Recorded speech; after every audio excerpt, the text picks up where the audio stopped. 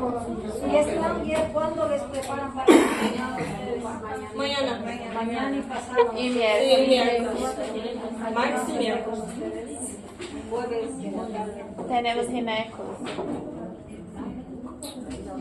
No, yo les estoy preguntando qué vamos a hacer en la tarde. Sí, es porque usted dijo jueves, ¿no? Por la Sí, tarde. pero ¿te han pedido permiso los de la universidad? Ah, pero jueves nosotros tenemos clase de gineco. Sí, pero el problema es que el miércoles ustedes deciden casa clínica y qué vamos a hacer. No, No pasamos tema. ya defendemos. Yo sé, pero si la universidad pidió permiso el Sí. martes y el miércoles. Sí. Pero me dice que los van a preparar para el internado. Amanhã tem. Pero por la mañana Por la vamos mañana mañana. podemos mañana. Sí. Es solo en la tarde. Mañana no van a Sí. Sí. ¿Quién se ha enfermado con tifoidea?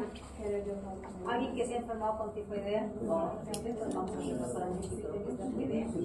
Y cuando hablamos de la salmonelosis, ¿ustedes creen que es una enfermedad frecuente en nuestro medio? Muy frecuente, vamos a decir, porque se considera una parte de la bacteria que va a invadir el tracto digestivo, ¿no es cierto? Y al mismo tiempo, ¿por qué consideramos, a veces, y a manera de anécdota, les dicen, no, a ver, hazme el diagnóstico diferencial y en un examen de grado? Les dice, hazme el diagnóstico diferencial entre una salmonelosis y una fiebre tifoidea. ¿Creen que se puede hacer ese diagnóstico? ¿Sí o no?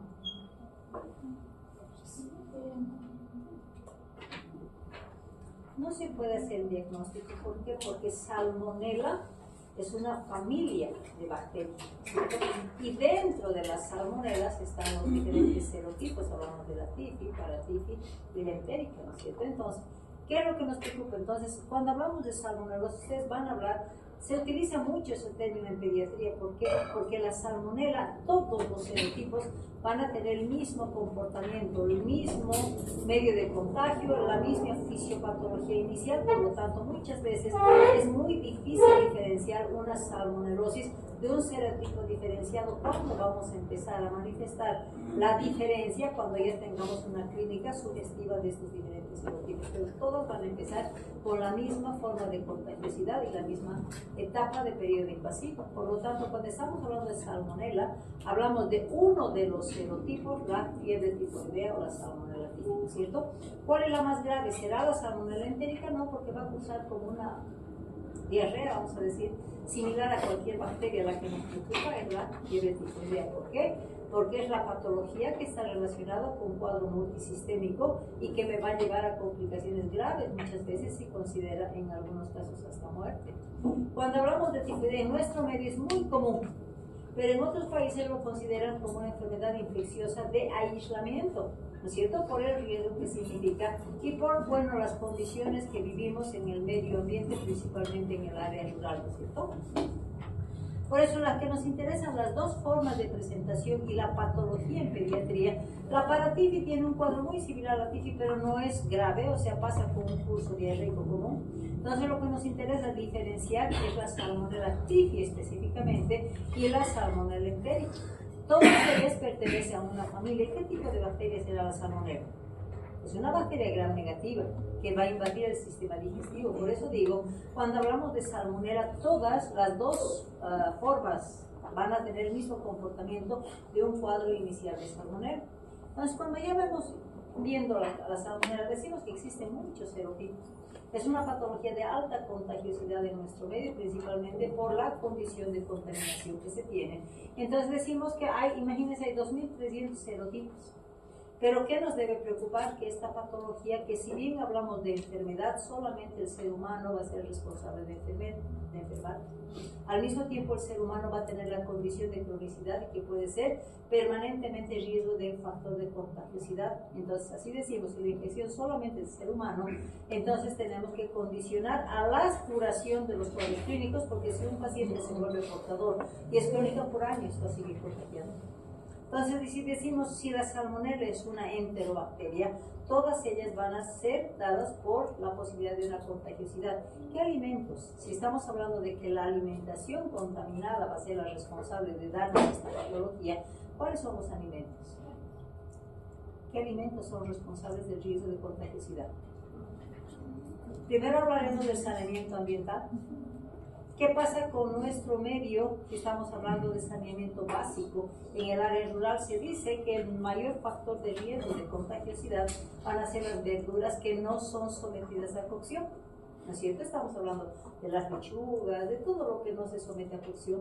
Incluso estamos hablando del riesgo de las frutillas, ¿no es cierto? Porque tienen relación con aguas que no son garantizadas. ¿De dónde vienen las verduras? Estoy hablando de nuestro medio. ¿De dónde vienen? Del área rural. ¿Con qué río en el área rural? Con acequias.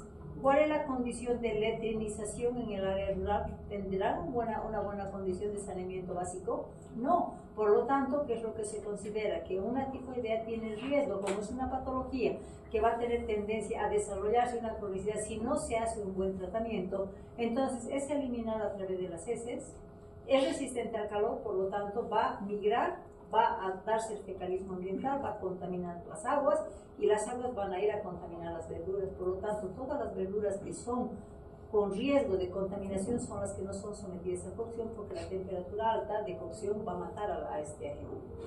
Pero hay un animalito que es responsable, que es portador, no se enferma, pero es portador. ¿Cuál es el alimento que actualmente se da con alto riesgo de contaminación? Y voy a ver si tienen buenos hábitos saludables ustedes.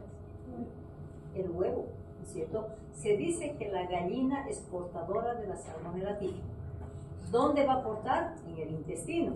Al poner el huevo va a contaminar la cáscara. Y al mismo tiempo se dice que la cáscara tiene unas porosidades donde se va a alojar esta bacteria.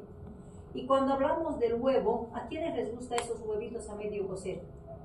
A muchos les gusta, ¿no es cierto? Entonces, esa cocción de huevitos a medio cocer es alto riesgo. ¿Y quién tiene el hábito saludable de lavar el huevo antes de usarlo? Algunos, ¿no es cierto? Muy pocos, porque agarran ¿no es cierto? Entonces estamos hablando incluso de alimentos. Ustedes saben, en la avenida Panos había una hamburguesería muy famosa donde se dio una epidemia donde los niños, un alto porcentaje después de ingerir esta hamburguesa, se dio el riesgo de enfermarse con tifoidea y se internaron algunos niños y fue un proceso muy serio y cerraron esa hamburguesería. ¿Por qué será? Por causa de la mayonesa de la casa, ¿no es cierto? Y la mayonesa de la casa, ¿qué significa? Huevo con aceite, que es medio de contaminación. ¿Y por qué no todos los niños se enfermaron y unos se enfermaron y otros no? ¿De qué depende la enfermedad? De la inmunidad. ¿Y dónde está la inmunidad del sistema digestivo? La flora. La flora cuando ya ha ingresado, ¿qué más? ¿Cuál es nuestra barrera del sistema digestivo? El pH ácido de la mucosa gástrica, ¿no es cierto? Por lo tanto, se dice que todo niño que va a ingerir alimentos que están sometidos a factor de riesgo, pues por eso nos dice hay que desinfectar todas las verduras. Hay que lavar el huevo antes de usarlo porque hay riesgo de contaminación. Y las mayonesitas caseras siempre, y si son guardadas, van a ser alto riesgo porque la gallina puede ser portadora de esta bacteria, ¿no es cierto? Entonces, por eso decimos que obligadamente para que un niño se enferme con tifoidea tiene que haber contaminación, ¿no es cierto? A través de los alimentos. Una vez que se ha dado la alimentación con estas bacterias, tiene que vulnerar el mecanismo de defensa, que es el pH gástrico, para invadir el intestino. Y una vez que ha tomado el intestino, se convierte en una afección intestinal. Y ahí va a depender, todos los dos serotipos que vamos a hablar, la entérica o la Salmonella typhi, van a tener el mismo comportamiento, invasión intestinal. Pero ¿cuándo se va a dar la diferencia? Cuando ya ha dado la multiplicación. Porque cuando estamos hablando de un ingreso de bacterias, no van a ingresar pues 1000, 2000 bacterias, van a ingresar unas cuantas bacterias. Y se considera de que esas bacterias tienen que multiplicarse.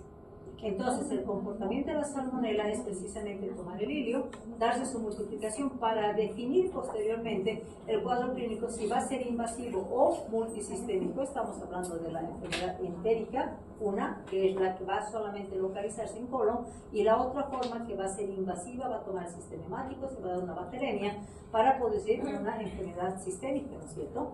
Entonces, cuando estamos hablando ya de la fiebre tifoidea llamada Salmonella typhi como serotipo de la familia de salmonelas, ¿qué significa? Que es una bacteria, como es una bacteria entérica, es una familia, es una bacteria gram negativa, fácilmente se multiplica. ¿Dónde se va a multiplicar? En el ilio. Una vez que ha vulnerado y ha pasado las barreras de defensa del sistema digestivo para dar la invasión a nivel iliac. Y cuando está en la etapa de multiplicación ya nos va a empezar a avisar la presencia, ¿no es cierto? Pero necesitamos un cuadro clínico para que empiece esa bacteria a reaccionar inmunológicamente para marcar lo que son los antígenos. Y la Salmonella typhi tiene la capacidad de desarrollar antígenos específicos. Estamos hablando del antígeno O, que es el antígeno somático. ¿Qué me dice el antígeno somático? O. Y siempre yo digo, ¿no? O sea, si vemos algo que nos llama la atención, oh, qué bonito, o esto, ¿no es cierto? Entonces, por eso se dice que el antígeno O es el responsable de producir y mostrarnos una enfermedad que está cursando un cuadro agudo. El antígeno H, llamado flagelar, es el que nos va a poder avisar una vez que ha cursado esta enfermedad, va a poder mostrarnos esa respuesta antigénica con la presencia del antígeno HLV, que no es significado patológico. Entonces, ahí manejamos las dos oportunidades de marcadores de una enfermedad aguda o una enfermedad crónica. ¿A través de qué examen laboratorial vamos a poder medir estos antígenos? ¿Cuál es la prueba que me va a dar especificidad para medición de antígenos? O y H. ¿Cómo se llama la prueba que pedimos para dosificar los antígenos? ¿Ha escuchado por ahí? La reacción de Vidal. Entonces, la reacción de Vidal es un método de diagnóstico. ¿Por qué? Porque esta Salmonella tiene la capacidad de esa respuesta antigénica, entonces es a través de la reacción de Vidal que vamos a poder dosificar y determinar si es una patología aguda en el momento o es una patología crónica. Cuando ya estamos hablando de la propia enfermedad, decimos que la responsable o el agente etiológico va a ser la Salmonella typhi. Se la considera infecto contagiosa. ¿Por qué? Porque tiene capacidad de contagiar. ¿A través de qué se va a dar el contagio?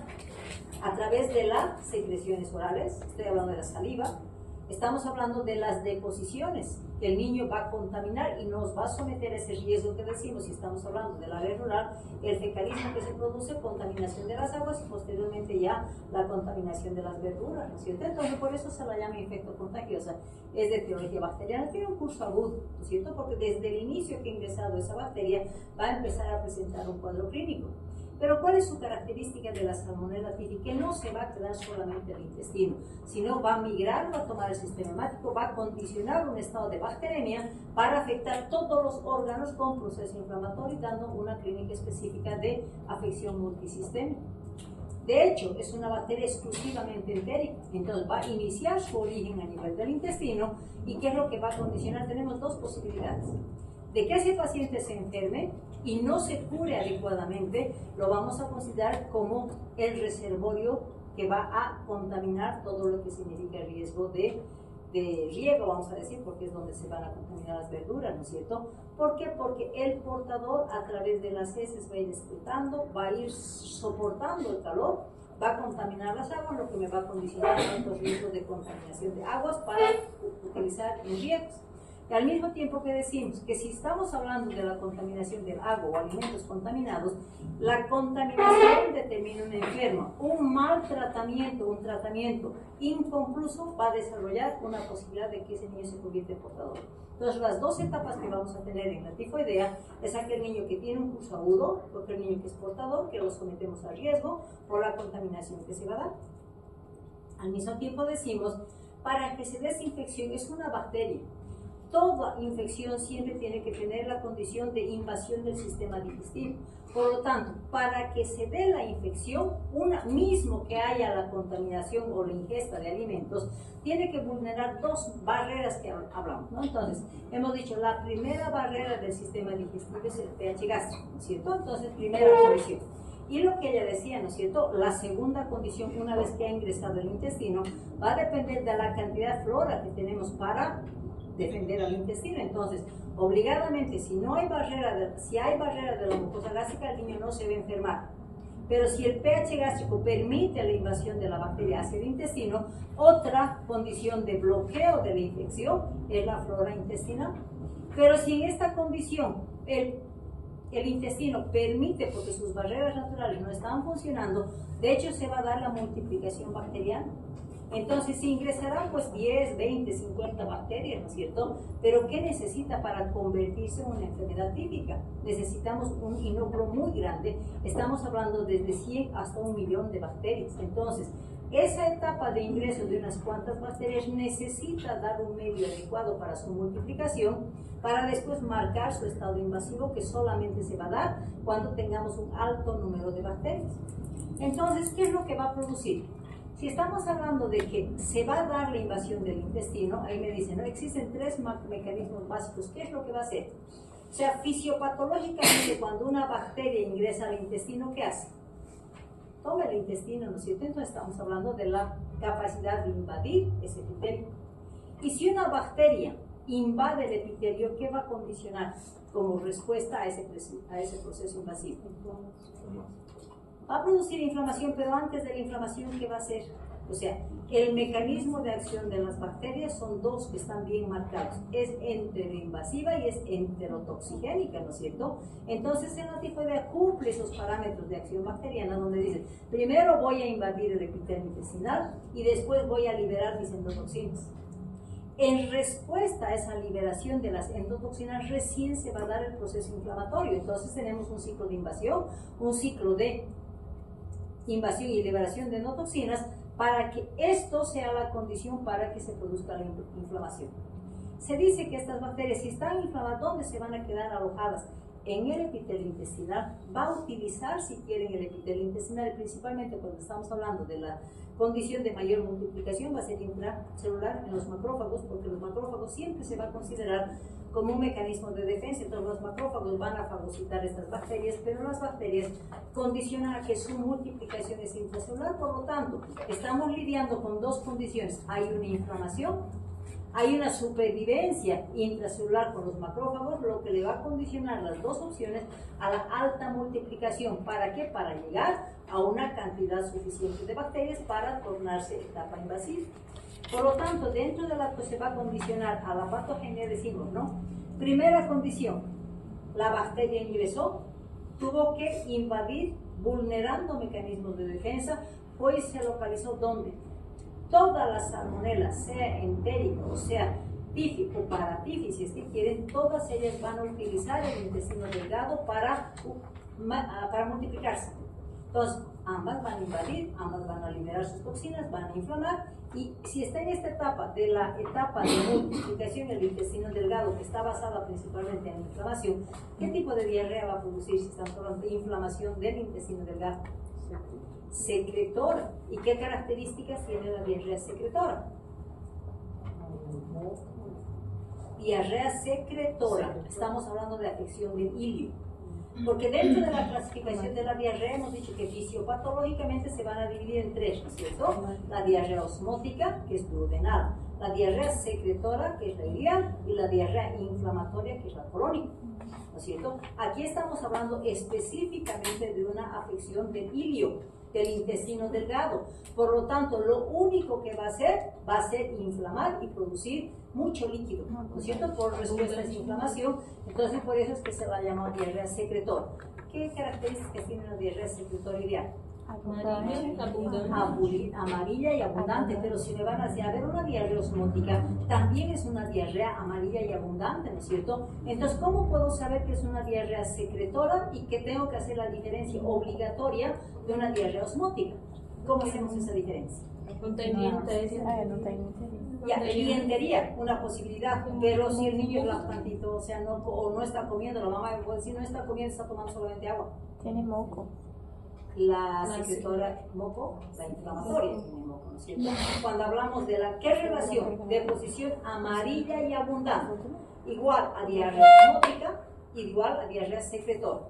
¿Cuál es la diferencia para decir es una duodenal, es una osmótica y una inflamatoria? ¿Qué me relaciona? No, ambas son líquidas. ¿Con qué se relaciona una diarrea osmótica? Con la ingesta. Entonces la mamá dice, toma leche, hace diarrea, come y hace diarrea. En cambio, una diarrea secretora, ¿hay relación con ingesta de alimentos? No. Por lo tanto, el hecho de que preguntemos si no hay relación con ingesta, es una diarrea secretora. Me está relacionando en esta etapa, me está diciendo que es una diarrea de comportamiento bacteriano con posibilidad de secretor, ¿cierto? Pero yo en qué momento voy a pensar pues que es una diarrea secretora, cuando tenga antecedentes de una ingesta de alimentos con riesgo de contaminación, una probabilidad, ¿no es cierto? Una vez que se ha dado la multiplicación y el hilo, hemos dicho que necesita hasta 1 millón de bacterias, alta concentración de bacterias, ¿para qué? Para que estas bacterias empiecen a tornarse invasivas. Predilección, ¿por qué tiene esta salmonela en el intestino? ¿Por qué tipo de tejido? Va a inflamar el tejido por su mismo mecanismo de endotoxinas. Pero predilección además empieza a tener, ¿por qué? Por el tejido linfático. ¿Qué parte del intestino? O sea, ¿qué parte que tiene el intestino como parte del componente linfático? Las placas de Peyer, ¿no es cierto? Entonces van a ser invasivas, va a estar marcada esta etapa invasiva porque las bacterias que se encontraban a nivel del ilio van a invadir las placas de Peyer y posteriormente van a tomar primero el sistema linfático, después va a tomar el sistema hemático, ¿no es cierto? Entonces, esa migración del sistema linfático a torrente sanguíneo, ¿qué me está marcando esto? Invasión del sistema hemático. ¿Eso qué se llama cuando una bacteria entra al torrente sanguíneo? Y que va a difundirse por toda la circulación. Es la etapa de bacteremia. Entonces, claramente se define en una tifoidea que va a tener siempre un cuadro inicial localizado a nivel del intestino delgado para posteriormente marcar su bacteremia para dar una afección multisistémica. ¿Y qué es lo que pasa? Si estamos hablando, hemos dicho, ¿no? Aquí va a haber una inflamación, va a haber una liberación de líquidos porque va a producir una diarrea secretora y luego va a empezar a tomar el torrente sanguíneo hasta marcar su característica multisistémica con la bacteremia. Todo ese proceso nos va a mostrar la lesión anatomopatológica que se va a dar en el intestino. Y cuando estamos hablando de anatomopatología decimos, ¿no? Invasión del intestino delgado que produce inflamación. Ocasionalmente puede producir ulceraciones y por las ulceraciones eventualmente vamos a tener sangrado, ¿cierto? Pero este ciclo de lesión a nivel del intestino delgado va a marcar las etapas diferentes que va a tener la lesión que va a producir en una tifoidea. Entonces estamos hablando de 4 etapas que se van a dar. Si estamos hablando de la primera etapa, ¿qué va a producir a nivel del intestino delgado? La inflamación que produce edema del epitelio intestinal, lo que se va a llamar la etapa de tumefacción o edema medular, que esto va a ser caracterizado la primera semana. ¿Por qué? Porque necesita tiempo esa bacteria para su multiplicación para tornarse invasiva. Entonces la primera etapa va a producir edema o tumefacción medular, hemos dicho que corresponde a la primera semana. Hemos dicho, entonces estamos hablando de la relación de inflamación. Después, ¿qué produce? Ulceraciones. Y esas ulceraciones van a condicionar ¿qué? No sabemos el grado de ulceración que se va a producir, pero esas úlceras se está caracterizando porque va a matar tejido, va a producir zonas de necrosis. Entonces, si estamos hablando de necrosis, no sabemos si en algún momento esa ulceración va a tomar toda la pared o va a tomar parte de la pared intestinal. Si toma toda la pared, me va a complicar con una perforación. Y si toma parte de la pared, simplemente me va a mostrar la misma característica de la inflamación que tiene. Eso va a durar una semana para marcar la tercera semana. Cuando tenemos un tejido necrótico invadido por bacterias, ¿quiénes empiezan a actuar? Quienes invaden ese tejido para limpiar esa lesión y controlar el proceso infeccioso. Los polimorfonucleares, los macrófagos, ¿no es cierto? Entonces, si en la segunda semana se está dando la invasión de todo eso, la tercera semana la vamos a llamar la úlcera sucia. ¿Por qué? Porque hay invasión de eritrocitos, hay invasión de glóbulos blancos, hay invasión de tejido muerto. Por esa condición es que se la va a llamar la úlcera sucia, que corresponde a la tercera semana. Finalmente, ¿quién gana si ese niño tiene un buen sistema de defensa?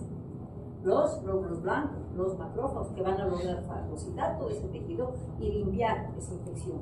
Por eso cuando hablamos de una cuarta semana, hablamos de úlcera limpia. Entonces, esta relación de las 4 semanas está relacionado también con la clínica que es manifiesta en cada una de las semanas. Entonces, si está claro esto, ¿no es cierto? Entonces, si esta lesión va a condicionar, entonces decimos, ¿qué clínica se da? Porque hemos dicho, ¿no? Hablamos de las diferentes etapas que está condicionada a las diferentes semanas. Por lo tanto, ¿a quién le gustan las hamburguesas? ¿A quién le gusta, puede comer las verduras crudas? ¿Ser un lactantito? No, el niño grande, ¿a quién le encanta la hamburguesa? ¿A quién le encanta la mayonesa? Son los preescolares, escolares. Por eso se dice que a los varones también sin duda perder. Bueno, entonces cuando consideramos el riesgo de contaminación está relacionado principalmente a las verduras y a las mayonesas principalmente, ¿no es cierto? Entonces decimos que en algún momento los niños mayores de 6 años van a ser los que les va a encantar ese tipo de alimento, ¿no es cierto?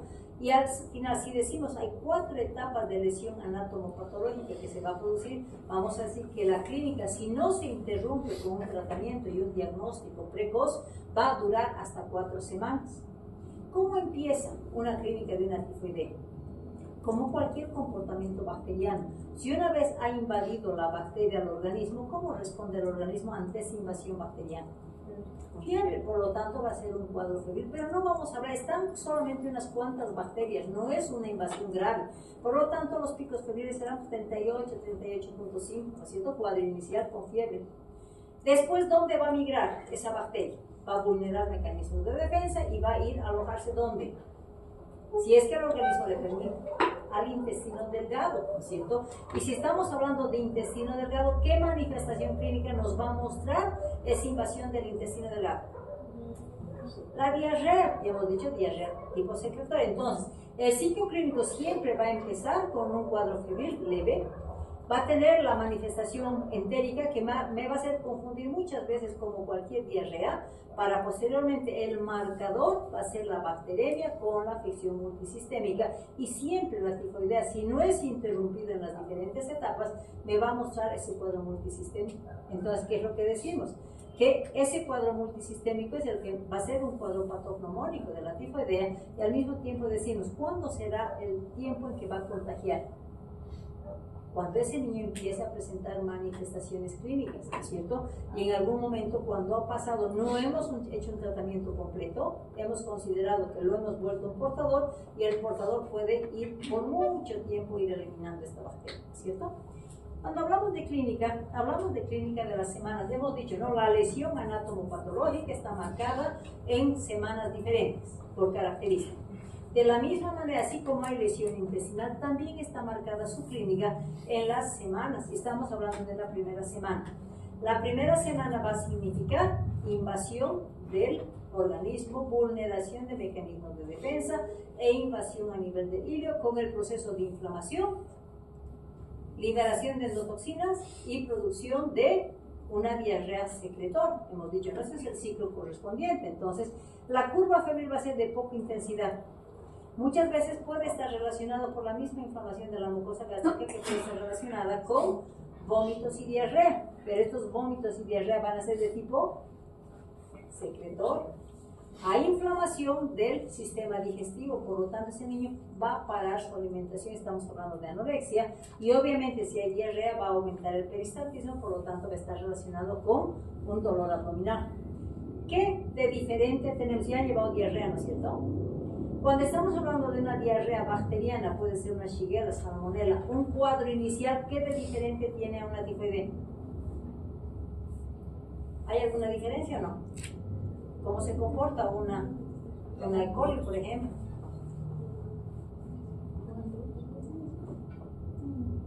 Tiene el mismo ciclo clínico, por eso decimos, todas las diarreas secretoras, en realidad hablamos de las bacterias, todas las bacterias van a inflamar el hígado, el ilio. Una vez que han invadido el ilio, ¿qué va a condicionar? Todo el proceso de inflamación.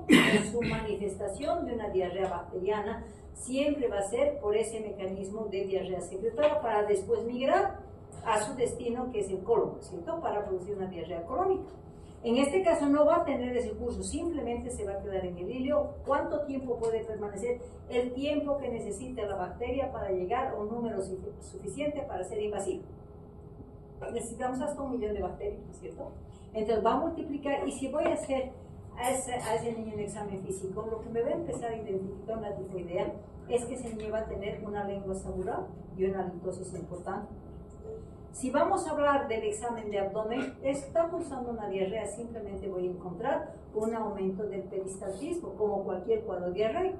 Y como es un cuadro de diarrea, voy a buscar la posibilidad de que ese niño se me vaya a deshidratar, por lo tanto es importante la búsqueda de signos de deshidratación. En esta etapa de una primera semana, ¿qué diagnóstico le vamos a dar? ¿Será que vamos a pensar en una tifoidea?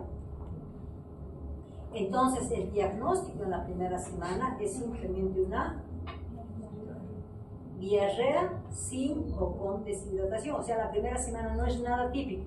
¿Cuándo vamos a pensar que es una diarrea por Salmonella typhi?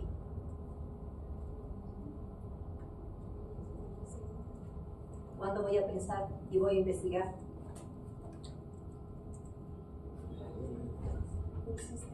Cuando tenga un nexo epidemiológico, el hermanito está cursando con diarrea y diagnóstico tifoidea. La primita tenía tifoidea, que ha empezado con diarrea y se ha confirmado tifoidea. Entonces, en una primera semana para diagnosticar que sea una tifoidea real, pues vamos a tener condiciones de que hay un nexo epidemiológico para pensar que puede ser una tifoidea. Mientras tanto, no, simplemente nos quedamos con el diagnóstico de diarrea sin o con deshidratación, porque no hay nada típico de una tifoidea, ¿sí? Cuando estamos hablando de una segunda semana, ¿cuál es el marcador de la segunda semana? La bacteremia. Y al hablar de bacteremia, ¿qué significa? Que la bacteria está circulando en sangre y por donde pasa va a producir una inflamación. Le damos el título de multisistémica porque va a afectar todo el organismo, ¿cierto? Estamos hablando de que, primero, si está esa bacteria invadiendo en número suficiente el torrente sanguíneo, ¿cómo reacciona ese sistema hemático? Estamos hablando ya de invasión del sistema renal. ¿Cómo reacciona? Decimos, está reaccionando con fiebres elevadas. O sea, la invasión multisistémica me va a llevar a que ese niño presente una fiebre, no 38 grados, va a ser 39, 40, 41 grados. Por eso se le da el título de fiebre tifoidea. La fiebre tifoidea se la diagnostica a partir de la segunda semana. La primera semana curso simplemente con un cuadro de diarrea común de etiología bacteriana. Entonces estamos hablando que la alza térmica es 39-40 grados, ¿no es cierto? Generalmente es de carácter vespertino. Hay relación con la hiporexia, ¿no es cierto? Pero ¿qué otra característica nos da? La mamá nos va a decir, le he dado paracetamol, no mejora, le he dado ibuprofeno, no mejora. Por lo tanto, la característica de una fiebre tifoidea, la fiebre es resistente a los antitérmicos. ¿A qué antitérmico responde específicamente? A la dipirona. Solamente con la dipirona van a poder tratar este cuadro clínico. Entonces, estamos hablando de que hay una fiebre muy elevada y ahí empezamos, ¿no es cierto?, a inflamar. Va a inflamar las meninges. ¿Y qué síntoma va a presentar? Cefaleas importantes, dos fiebres elevadas con cefalea importante. Cuando consideramos que está invadiendo el sistema respiratorio, va a empezar a tener tos. Pero cuando consideramos el cambio que se va a dar, si el cuadro inicial tenía diarrea, la mamá que me va a decir, ahora está estreñido. O sea, esa relación de cambio de comportamiento intestinal, de una diarrea a una constipación, me está diciendo es una tifoidea, ¿cierto? Finalmente, cuando estamos hablando de esas fiebres elevadas, puede ese niño tener alteración del estado de conciencia. Pero no solamente se conforma por invadir el pulmón, por invadir el sistema nervioso central, también puede invadir el riñón, nos puede dar una infección urinaria y al mismo tiempo, ¿qué significa gravedad en la fiebre tifoidea? Si va a empezar a comprometer el sistema medular. Por lo tanto, si hay compromiso del sistema medular, ¿cuál va a ser la consecuencia? Bajar todos los elementos hematológicos, va a bajar leucocitos, va a bajar eritrocitos, va a bajar plaquetas, ¿cierto? Y si está condicionada a que va a disminuir las plaquetas, ¿qué manifestación clínica va a estar relacionada con la tifoidea? Empieza a sangrar y el primer punto de sangrado va a ser la nariz. Entonces, cuando hablamos de triada clínica, hablamos de fiebre, hablamos de cefalea, hablamos de epistaxis, ¿no es cierto? Vamos a considerar por la pancitopenia que se está dando. Al mismo tiempo sigue tomando el organismo, va a tomar la piel, va a producir unas lesiones eritematosas que parecen cualquier tipo de lesión sin tipificación, pero a esto le vamos a llamar la rosura típica. Va a intensificarse y me va a mostrar que está comprometiendo ese sistema digestivo con mayor intensidad y la lengua va a ser totalmente saturable. Entonces también tenemos un hallazgo en el examen físico, pero hay algo que llama la atención. Ese niño está con una fiebre de 39-40 grados. ¿Qué se espera cuando un niño está con esa curva térmica? Taquicardia. ¿Cuántos latidos aumenta por cada grado centígrado un niño cuando esté empezando con fiebre? 10 latidos por minuto. Cada grado centígrado son 10 latidos que va a aumentar. Pero hemos dicho que la tifoidea no solamente se va a conformar de tomar todos los, también va a tomar el miocardio. Y si toma el miocardio, ¿qué es lo que va a condicionar? Va a evitar que ese miocardio se produzca la contracción, entonces va a ser más lenta, entonces se va a presentar una bradicardia. Se la llama relativa porque es durante el ciclo clínico que se va a presentar. Y si nosotros escuchamos, decimos, ¿no? Tenemos una frecuencia cardíaca de 50, pero está con 40 grados, no hay correlación, ¿no es cierto? Entonces, esa discordancia entre fiebres elevadas y una bradicardia en falta de respuesta, vamos a decir, de esa curva técnica, el doctor que designa es el doctor Fayet, y le da la discordancia entre pulso y temperatura, o frecuencia cardíaca y temperatura, le da el signo que es patognomónico, el signo de Fayet, que es característico, o sea, bradicardia versus una fiebre demasiado elevada. Me voy al abdomen y voy a hacer el examen físico. ¿Será que voy a tener aumento de peristaltismo? No, el peristaltismo va a estar normal, pero vamos a hacer la palpación profunda. ¿Qué pasó con ese intestino? Hemos dicho, ¿no?, que el intestino está condicionado a que va a dejar solución de continuidad a través de las placas de Peyl. ¿Será que solamente la bacteria va a pasar o también va a pasar aire del lumen intestinal hacia la pared? Pasa, esa solución de continuidad va a permitir que ese aire del lumen pasa a la pared intestinal y va a formar pequeñas burbujas. Y cuando nosotros hacemos una palpación profunda, ¿qué vamos a encontrar? Vamos a encontrar esa ruptura de burbujas, que generalmente se van a ubicar en las fosas ilíacas. ¿Cómo se llama esa sensación de burbujas a nivel de las fosas ilíacas? Es el borborismo. ¿Cierto? Entonces lo patognomónico va a ser el borborismo y también nos va a dar las visceromegalias, hepatitis esplenomegalia. Entonces con eso que estamos diciendo, que tiene un compromiso multisistémico, ¿no es cierto? Y al mismo tiempo decimos, va a depender del grado del compromiso del sistema nervioso central para que se vaya a alterar el estado de conciencia. Esa es segunda semana. ¿Qué pasa con la tercera semana? La tercera semana no es más que continuidad de la misma clínica, pero con mayor gravedad. Va a haber mucho más estado febril, va a haber una afección multisistémica, mayor compromiso del estado general, estado de conciencia. O sea, es continuidad de toda la sintomatología. Pero ¿qué riesgo tenemos entre esta segunda y tercera semana? ¿Qué puede pasar? Sangrado, perforación. Sangrado, ¿qué se llama eso? Complicaciones, ¿verdad? Entonces decimos que esta segunda semana es la etapa, hasta la tercera semana son las etapas de complicaciones. Y cuando hablamos de complicación, ¿a qué nos referimos con complicación? Si dijimos que la afección multisistémica inflamaba por donde pasaba la bacteria, la complicación, ¿qué significa? Que la bacteria decida infectar un órgano específico. Puede afectar, quedarse en cerebro, puede afectar y tomar el riñón, puede afectar, tomar el pulmón, puede tomar el corazón. Entonces, las complicaciones simplemente es toma del órgano por el mismo tipo de bacteria, ¿cierto? Obviamente va a depender de la inmunidad. Por lo tanto, las complicaciones que esperamos va a ser en la segunda y tercera semana.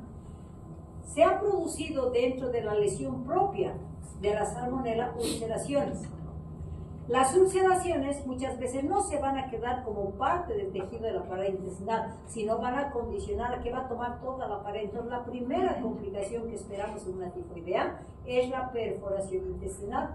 Pero si estamos hablando de perforación intestinal, ¿será que en todo el ilio va a producir esa perforación o va a priorizar un tejido para decir, si voy a perforar aquí? ¿Cuál es el punto de predilección para la perforación? Donde hay un acodamiento en el intestino delgado, para que utilice ese acodamiento, se profundice más la lesión y se dé la perforación. ¿Dónde se da en el intestino delgado? En el ilio terminal. Por lo tanto, ese acodamiento que hay en el intestino va a condicionar a que se profundice más la lesión ulcerativa. Por lo tanto, punto de perforación intestinal va a ser el ilio terminal. Pero hemos dicho que va a tener también multiplicidad de perforaciones y estamos con un compromiso medular, con una pancitopenia. Por lo tanto, esas ulceritas se quedarán tranquilas o será en relación si va bajando esa trombocitopenia, ¿qué va a pasar? Que esas úlceras van a condicionar a sangrar, por lo tanto la perforación o las úlceras intestinales va a estar relacionado con las hemorragias intestinales. Luego dijimos, ¿no? Hay cefalea como característica. Y si esa bacteria decide tomar las meninges y sistema nervioso central, se va a complicar con la meningitis. Pero si estamos hablando de la meningitis, le damos siempre un apellido porque es la misma bacteria, una meningitis típica. Cuando compromete el sistema cardiovascular, principalmente el miocardio, hemos dicho, ¿no? El miocardio va a sufrir un proceso de inflamación, por eso no va a permitir la contractividad del miocardio, por eso está relacionado con la presencia del bradicardio, lo que establece el signo de Fayet. Pero si va a producir una infección específicamente el miocardio, vamos a tener una miocarditis típica. Hemos dicho como clínica tiene tos. Puede ser una tos, pero no va a afectar una faringe, una tifoidea. Directamente, como el compromiso es multisistémico, la bacteria va a llegar no a vías respiratorias altas, va a haber directamente vía respiratoria baja. Por lo tanto, la complicación va a ser una neumonía típica, no una faringitis, no una bronquitis. Directamente estamos hablando de una neumonía típica. Hemos dicho que si hacemos un examen de orina vamos a tener la probabilidad de circulación de inflamación, pero si vamos a tener un compromiso renal, entonces estamos hablando de una pielonefritis. Por eso cuando hablamos de ITU decimos cuáles son las vías de contaminación del tracto urinario. La más común, ¿cuál es? Y ahí me va a empezar a poner el diagnóstico diferencial. ¿Cuál es la vía de contaminación del tracto urinario para dar infecciones urinarias? Vía ascendente. Y si estamos hablando de vía ascendente, ¿qué sintomatología me va a avisar que esa bacteria está subiendo? Porque va a inflamar uretra, va a inflamar vejiga, lo que se llama la teoría del síndrome miccional, ¿no es cierto? Hablando de disuria, polaquiuria, teneno vesical. Eso es como una infección por vía ascendente. ¿Cuál es la otra vía de contaminación del tracto urinario? La vía hemática. Pero la vía hemática nos va a dar infección baja o directamente nos va a dar una infección renal considerando una pielonefritis. Directamente, por lo tanto, dentro de las bacteremias que van a condicionar una tifoidea, va a ser afectar directamente el riñón, por lo tanto va a condicionar, no a presentar que tenga disuria polaquiuria, porque no está entrando por abajo, está contaminando por vía hemática y contamina directamente el riñón, por lo tanto estamos hablando de una pielonefritis típica. Si como parte de la clínica comprometió el sistema medular y como consecuencia nos dio una pancitopenia, ¿cuál va a ser la complicación? ¿Qué toma el sistema medular? Va a parar la producción de elementos hematológicos, por lo tanto la complicación va a ser una aplasia medular. Fíjense lo grave que significa las complicaciones de una tifoidea. Una vez que puede dar cualquiera de esas complicaciones, pero me voy a llegar a cuadros graves con una coagulación vascular intravascular diseminada que finalmente puede tener una descompensación total para producir un shock endotóxico. Entonces, por eso es lo que se teme a la tifoidea, no solamente por el cuadro multisistémico, sino por las complicaciones que en algún momento nos van a dar. Cuando estamos hablando de la cuarta semana, ¿qué desarrollaba la Salmonella typhi? Antígenos de defensa.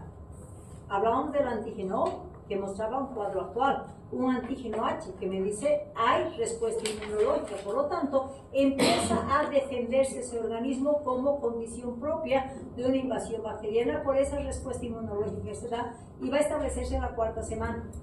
Y si el sistema inmunológico logró controlar ese proceso infeccioso, ¿qué va a significar? Que está parando ese proceso infeccioso, lo que se relaciona con la cuarta semana, donde de hecho, si ya la bacteria no se está multiplicando y ya no se torna invasiva, va a mostrarnos, ¿no es cierto?, que la fiebre va a empezar a bajar, porque la fiebre es indicador de invasión, es mecanismo de defensa. Pero si ya la está invadiendo y está bajando gradativamente las bacterias, va a empezar a desaparecer la fiebre, ¿no es cierto? Entonces va declinando la fiebre, va a mejorar todo la sintomatología, mejora el estado de conciencia, mejora la cefalea, mejora la sintomatología en general. Ya no hay compromiso gastrointestinal, pero ¿qué riesgo tengo? Que esta salmonela no es que se va a controlar totalmente, sino esta salmonela es más inteligente que el ser humano y va a decir, me voy a ir a guardar para reactivar la tifoidea. ¿Y cuál es el punto de localización de esta salmonela después de haber sido controlado a través de la cuarta semana? ¿Dónde se va a alojar? En la vesícula. Entonces, el niño se convierte en portador porque se almacena en la vesícula y cuando haya baja de inmunidad, entonces nuevamente se va a reactivar, va a ser derivado hacia el intestino y nuevamente entramos en un ciclo clínico como consecuencia. Entonces, el riesgo que tenemos de un tratamiento no completo o un tratamiento o una resolución espontánea, vamos a decir, es que ese niño se vuelve un portador y un portador crónico por años va a ir eliminando dependiendo de su condición inmunológica. Si estamos hablando de que la característica es de las 4 semanas, hay algunas formas clínicas que se van a manifestar. Por ejemplo, decimos, ¿no? Si se va a comprometer, si se va a complicar un sistema nervioso central, vamos a presentar un tipo de tifoidea y vamos a decir que es el estado típico prolongado. ¿Por qué? Porque me está marcando el compromiso del sistema nervioso central como complicación. Y ese paciente va a entrar en estado de gravedad porque se ha complicado ese cerebro, ¿no es cierto? ¿Y cuál es la clínica? Fuera de la clínica que hemos mencionado, si a pesar de que estamos con un diagnóstico de tifoidea, empieza a presentar un estupor, excitación y delirio, vamos a decir, hay compromiso del sistema nervioso central, ¿no es cierto? Entonces, esto ya significa caso grave. Cuando estamos hablando de que va a tomar el sistema medular, va a mostrarnos la insuficiencia medular, entonces vamos a poder determinar en el laboratorio que ese niño puede estar con anemia, va a marcar la leucopenia, que es importante, y la trombocitopenia severa. ¿Qué me está diciendo? Que está en estado de aplasia medular. Cuando hablamos de la tifoidea fulminante, ¿en qué momento vamos a hablar? De que es un niño desnutrido, es un niño que no tiene una inmunidad que controle, y no vamos a esperar que tenga ese cuadro clínico de las 4 semanas. En 2 semanas lo puede matar ese niño. Entonces estamos hablando, dependiendo del estado inmunológico, va a condicionar a una tifoidea fulminante. ¿Y qué pasa con el lactantito? ¿Será que a un lactante vamos a permitir que dé todo ese ciclo de gravedad? Es difícil, ¿no es cierto? Una mamá que está viendo que su hijo está con diarrea, ¿qué es lo que hace? Consulta inmediatamente, ¿no es cierto? No permite que tenga todo ese ciclo clínico evolutivo, por lo tanto se diagnostica en la primera semana, por lo tanto en un lactante muy difícilmente vamos a poder diagnosticar las etapas de segunda, tercera, cuarta semana, porque se va a cortar ciclo con un estado de diarrea y el tratamiento va a responder como a cualquier bacteria gram-negativa. Por lo tanto, ahí estamos hablando del diagnóstico, ¿no es cierto? Que el diagnóstico también está marcado por las diferentes semanas. Si estamos hablando de la primera semana, el diagnóstico, tenemos una clínica. ¿Será la clínica específica de la tifoidea en la primera semana? No, es como cualquier cuadro diarreico, ¿no es cierto? No tenga especificidad. Simplemente vamos a considerar que es una EDA sin o con deshidratación. Le voy a pedir un hemograma, es invasión bacteriana. ¿Qué voy a encontrar en una diarrea infecciosa bacteriana? Simplemente leucocitosis con desviación a la izquierda porque es una bacteria que está invadiendo el sistema digestivo. Nada típico, ¿no es cierto? Voy a encontrar. Y al final, ¿qué es lo que vamos a considerar? ¿Cómo tratamos ese cuadro? Como cualquier diarrea infecciosa, porque todas las bacterias van a tener ese mismo comportamiento, ¿cierto? ¿Qué podría hacer en una primera semana? Si nos va a decir, a ver, el hermanito está con tifoidea y el otro hermanito ha empezado con un ciclo clínico.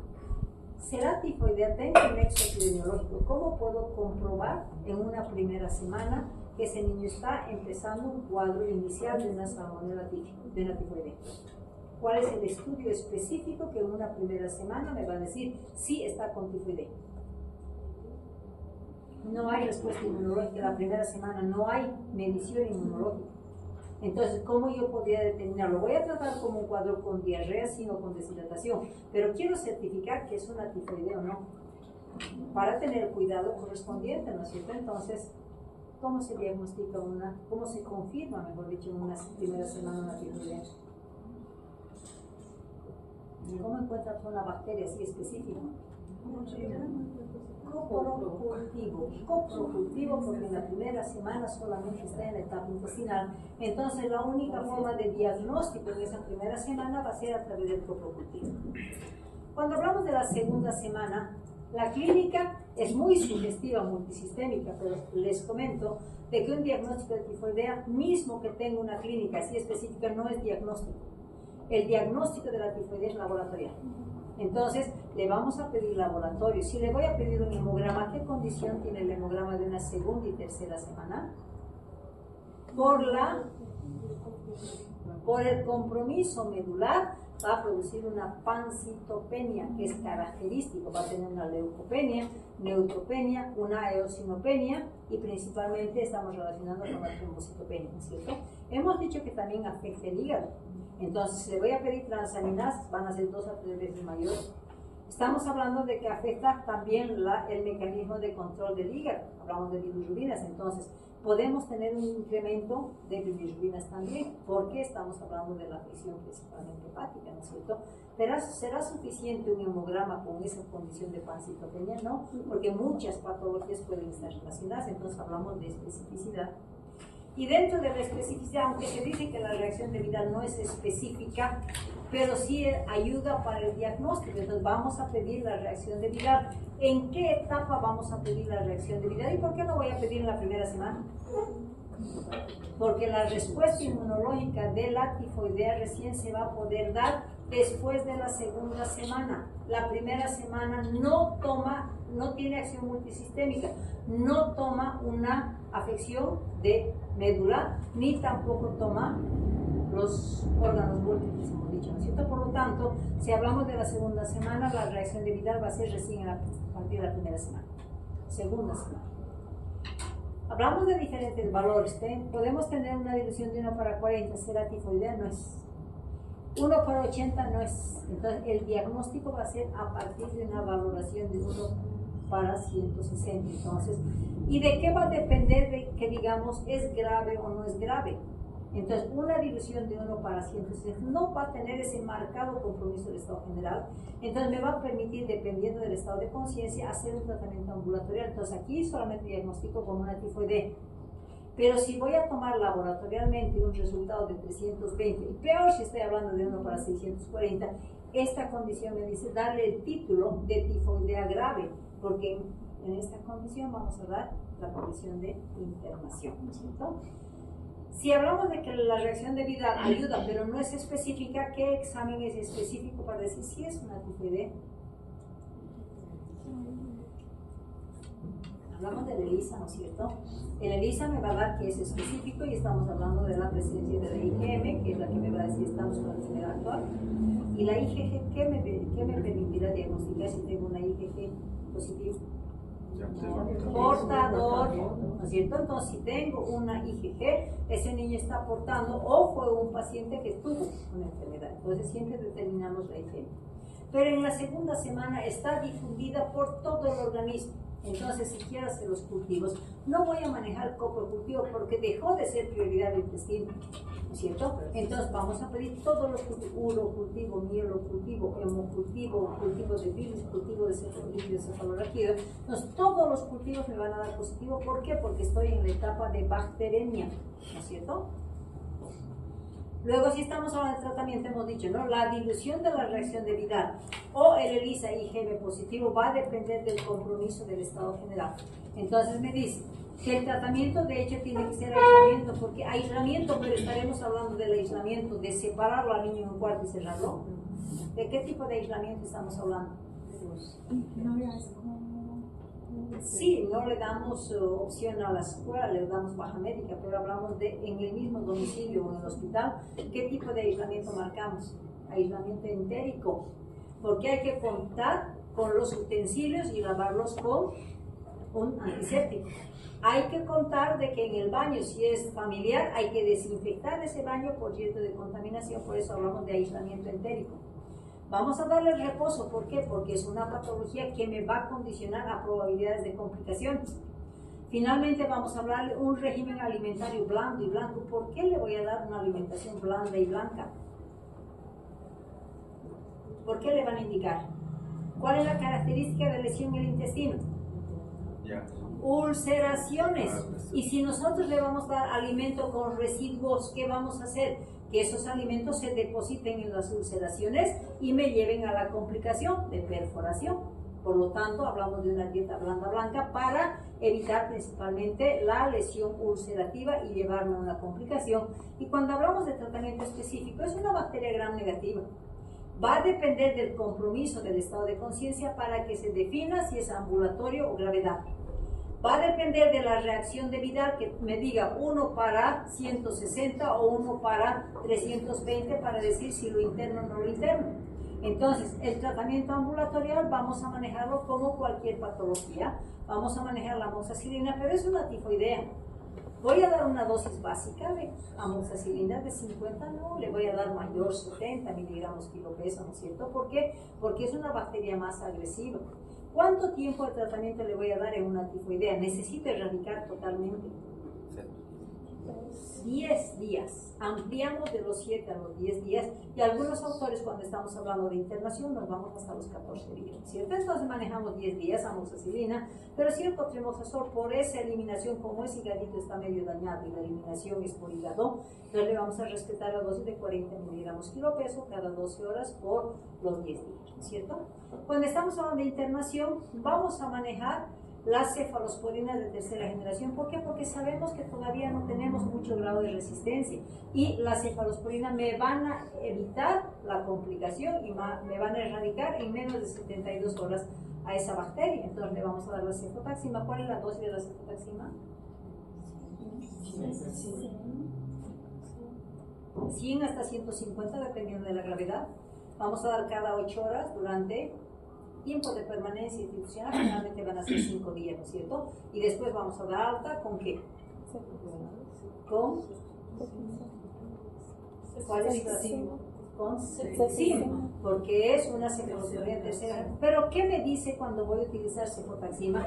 Que es lo mismo, ceftriaxone, ¿no? Ambos son cefalosporina de tercera generación. ¿Qué condición me pone? No se olviden que la tifoidea me va a llevar, si no hago un buen tratamiento, a complicaciones. Entonces, si estamos hablando de un cuadro grave, yo estoy manejando cefotaxima o ceftriaxone, que ambas son cefalosporina de tercera generación, ¿qué obligación me da para el manejo de esta patología? Demostrar que esas cefalosporinas son útiles para la infección y no hay resistencia. Entonces, antes de la antibiótico terapia, en la condición de internación, es obligatorio pedir hemocultivo para valorar el antibiótico, porque si a las 72 horas vamos a suponer que ese niño no vaya mejorando, ¿qué vamos a hacer si no le pedimos ese hemocultivo? ¿Con qué otro antibiótico vamos a manejar? ¿Aflora directamente? ¿Verdad que no? Entonces me dice, antes de utilizar tanto la cefo como ceftriaxona, es hemocultivo obligatorio para demostrar que las cefalosporinas son útiles para evitar las complicaciones. Aquí me ponen un medicamento que es el cloranfenicol. Sabemos que es el ideal para manejar las bacterias gram negativas, pero ¿qué efecto colateral tiene el cloranfenicol? ¿Qué? No escuché. Es el niño gris, muy bien. ¿Qué otra cosa? ¿Qué otra complicación tiene el cloranfenicol? Aplasia. Si la tifoidea me está diciendo que está produciendo una depresión regular y que me va a complicar con una aplasia, y si le doy cloranfenicol que me va a empeorar la aplasia, entonces por eso, por el efecto colateral del cloranfenicol, aunque se dice que es uno de los medicamentos de primera línea, pues no se utiliza, manejamos cefalosporina. ¿En qué casos vamos a poder utilizar el cloranfenicol? Cuando esté en riesgo de vida ese niño. ¿Cuál es la forma de riesgo de vida que tiene en la tifoidea? Que se justifica el uso del cloranfenicol. ¿Sobre las complicaciones? En las complicaciones vamos a manejar todavía la cefalosporina, pero ¿cuál es la forma grave? La más grave que hemos mencionado como forma grave. La forma fulminante, ¿no es cierto? Entonces, en la forma fulminante, o es la vida del paciente, o le vamos a dar el cloranfenicol, que mismo que se complique, pues lo voy a salvar, ¿no es cierto? Entonces, en las formas fulminantes sí se justifica el manejo de cloranfenicol. ¿Cuál es la dosis de cloranfenicol vía endovenosa? Vía endovenosa 100 miligramos kilo peso y vía oral 40-50, ¿cierto? 40-50 miligramos por vía oral. Entonces ahí manejamos por vía endovenosa, vamos a manejar, incluso varía el intervalo. Cuando hablamos de vía endovenosa decimos 100 miligramos kilo peso cada 6 horas.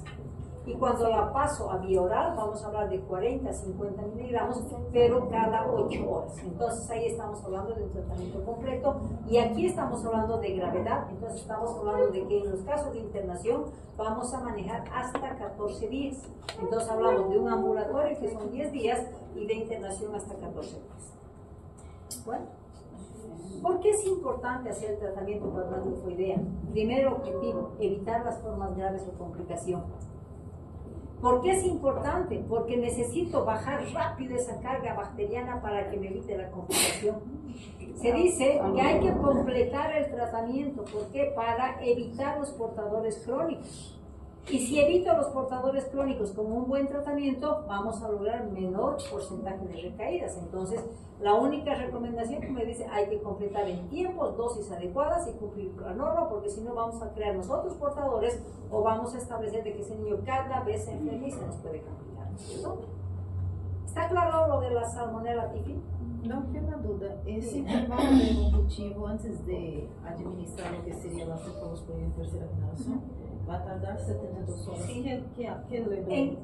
O sea, el tratamiento se empieza, o sea, tomas la muestra del hemocultivo y empiezas directamente con cefalosporina. Está bien. El resultado te da en 72 horas. Ya le diste 72 de antibióticos. ¿En cuánto tiempo va a producir infeccioso? ¿En cuánto tiempo? 72 horas. Entonces, hasta 72 horas tiene que ese niño estar sin fiebre y estar con mejora del estado general. Estás diciendo clínicamente ha mejorado, pero ahí tienes el hemocultivo que es sensible a la cefalosporina y le dice continúa. Pero si ese niño sigue con fiebre elevada, sigue con cefalea, sigue con epistaxis y pese a la cefalosporina, ¿qué te está diciendo? Hay resistencia. Entonces tienes tu AS para determinar, había sido resistente, ¿con qué voy a manejar? De acuerdo al antibiograma y a la sensibilidad de resistencia. Por eso es condición obligatoria pedir el hemocultivo para eso, ¿ya?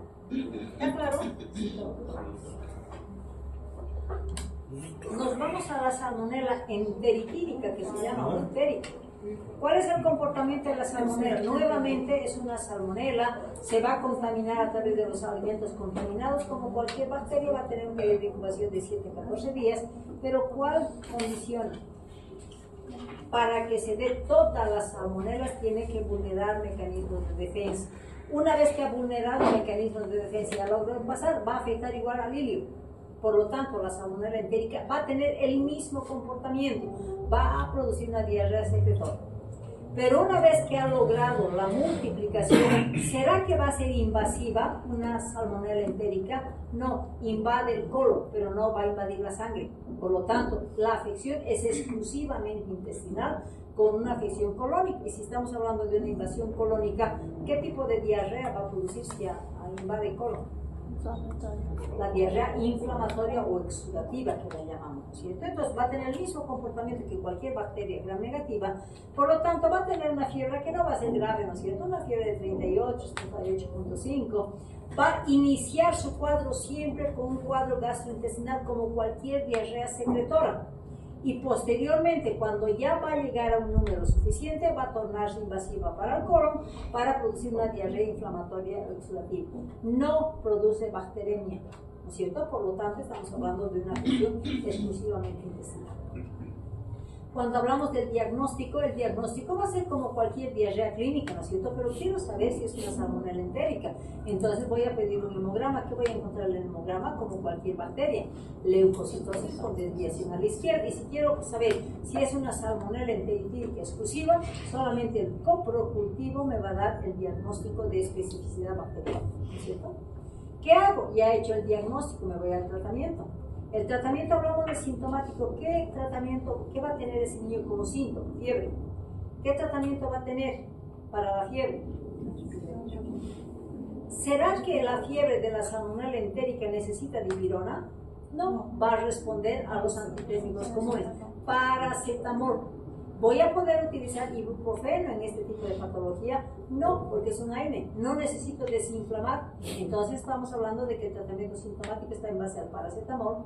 Y hemos dicho, como cualquier diarrea, va a tener el riesgo de complicarse con una deshidratación. Entonces tengo que manejar la hidroterapia y vamos a manejar los antibióticos. ¿Qué tipo de antibiótico voy a manejar en una forma intestinal? ¿Con qué tratamos?